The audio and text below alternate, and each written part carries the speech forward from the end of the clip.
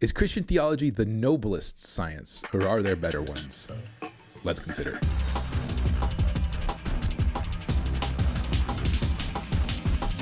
Hello, philosophers.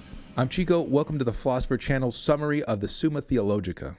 Today we're talking about Part 1, Question 1, Article 5, whether sacred doctrine is nobler than the other sciences. This may seem like a pretty odd question. Is it nobler than the other sciences? Is there such a thing as a science being objectively better than the other sciences?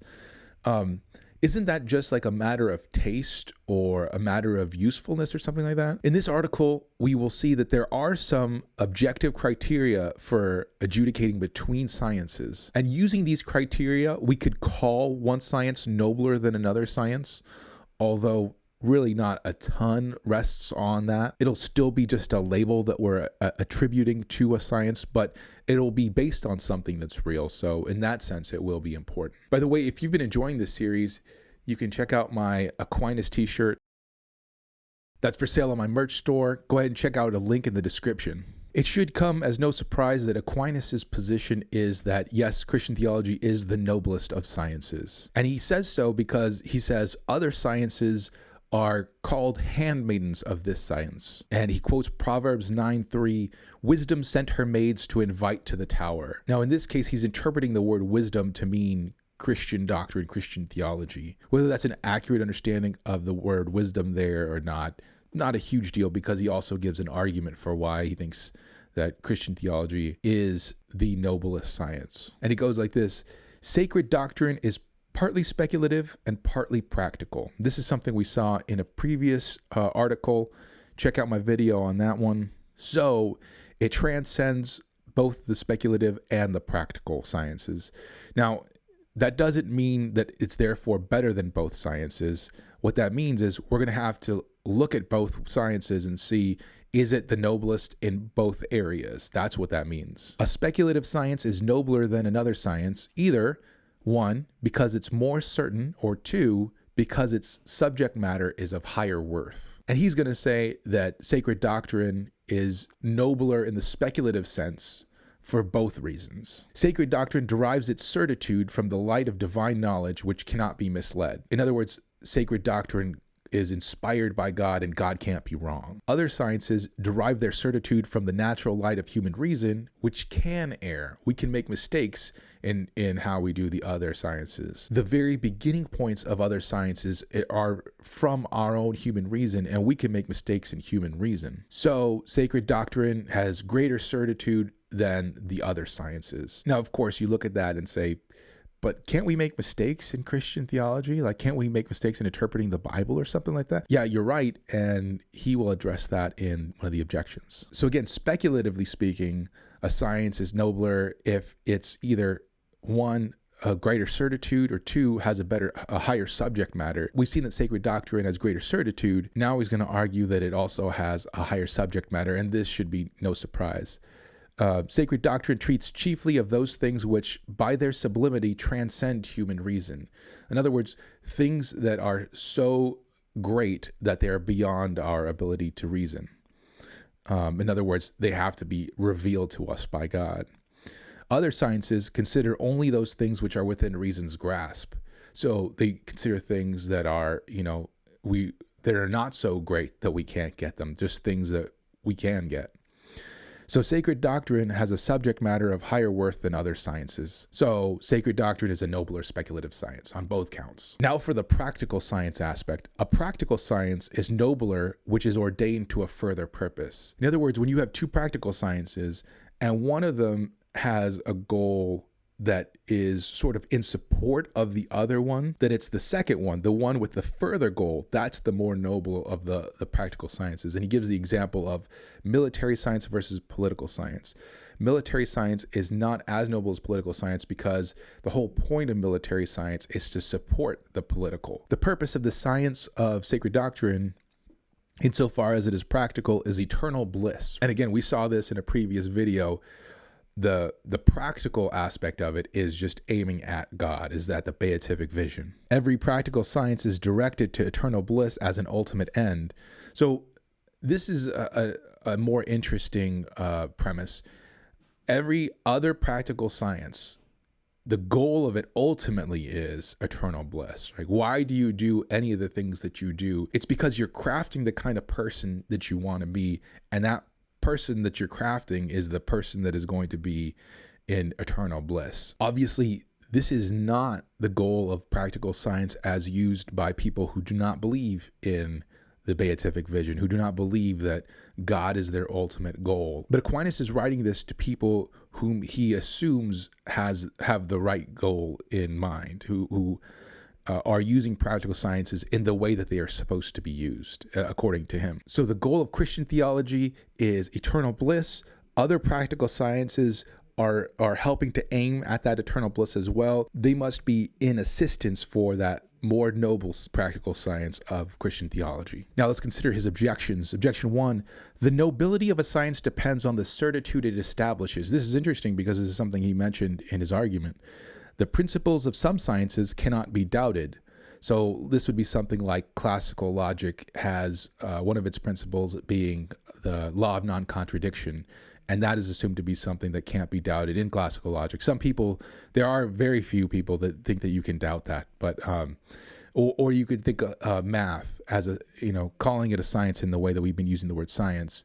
It's very hard to doubt the principles of math, and so there are some sciences like that seem indubitable. The principles of sacred doctrine, the articles of faith, those are the principles of sacred doctrine, however, can be doubted.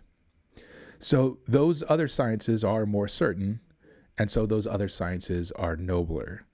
And this is interesting because this is what he used in his argument. He pointed out that a more certain science is going to be a nobler in one sense. In the other sense, he said, if it's got a higher subject matter, then that's another way of it being a nobler speculative science. But here's his response. It only appears less certain to us due to our weak intelligence. He quotes Aristotle in saying our intelligence is dazzled by the clearest objects of nature, as the owl is dazzled by the light of the sun in Metaphysics 2. And what he means by that is if you consider material objects, so consider my can of La Croix, as I like to call it, we know things about the matter that make it up. We know like the accidental properties of the thing. Like we know the color of it, we know the feel of it and stuff like that. But as insofar as the actual nature of the matter itself that makes it up, nobody really has anything to say about that, right? Like even in modern science, they can't say what the internal nature of matter is. They can just say, what it does. So we look at physical things like this and we are sort of dumbfounded in trying to explain them. So the fact that some people doubt the articles of faith is not due to the articles of faith being less certain, but in the same way as the nature of matter itself is opaque to us because of the weakness of our human intelligence, so are the articles of faith. So they are the most certain things, things revealed by God, because God knows all things with 100% certainty. Revealed by God means that's something that's for sure true. Right? There's no way that it could be false, especially since he's the one who created the thing. His knowledge is what creates, and that's something, for another time. But so that's 100% true, but it's opaque to us. Aquinas makes this a caveat, though. He says, the slenderest knowledge that may be obtained of the highest things is more desirable than the most certain knowledge obtained of lesser things, which he got from On Animals 11. And it sounds almost here like he's conceding that this isn't the most certain thing. He's saying like, yeah, but I mean, even though it's not so certain, like it's the subject matter is so great that if we know anything about the subject matter, it's worth it.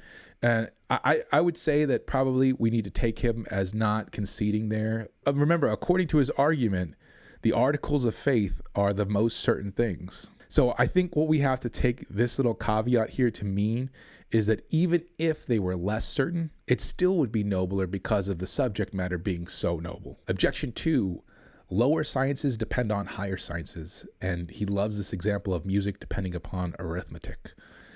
Sacred doctrine depends on the philosophical sciences, And he cites Jerome here that says, the ancient doctors so enriched their books with the ideas and phrases of the philosophers that thou knowest not what more to admire in them, their profane erudition or their scriptural learning. So sacred doctrine is inferior to other sciences. His response is that the dependence here is not one of the lower on the higher, but dependence for the sake of illustration only. So he says that sacred doctrine accepts its principles from God by revelation, not from other sciences. That's not how it gets its principles.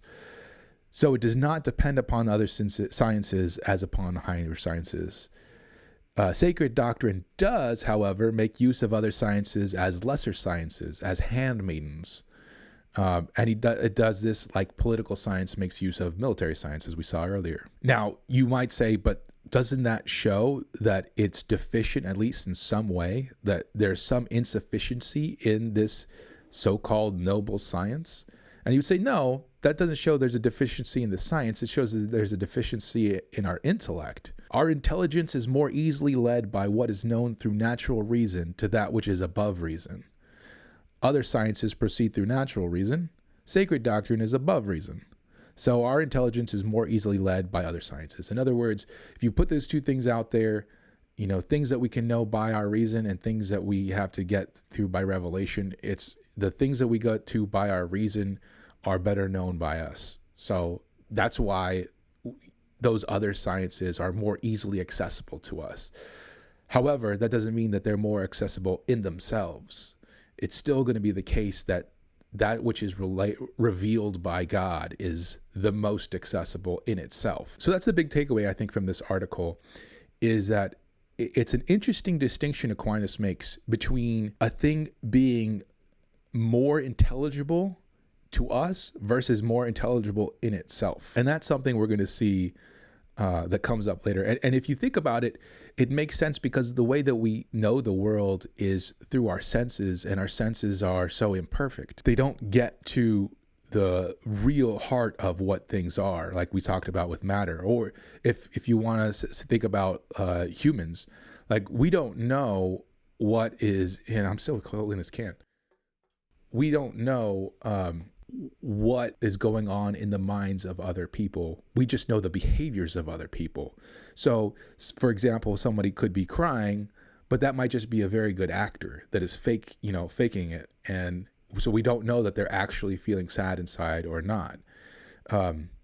So we don't have direct access to a person. We only have this sort of, imperfect access to their behaviors. And for that reason, even though the person themselves might be the most intelligible thing, to us, that wouldn't be the case. To us, the most intelligible thing would be, the crying and the grimacing and those kinds of things. In any case, I hope you enjoy this. And if you have any questions, hit me up in the comments. And if not, I will see you in the next video. Adios.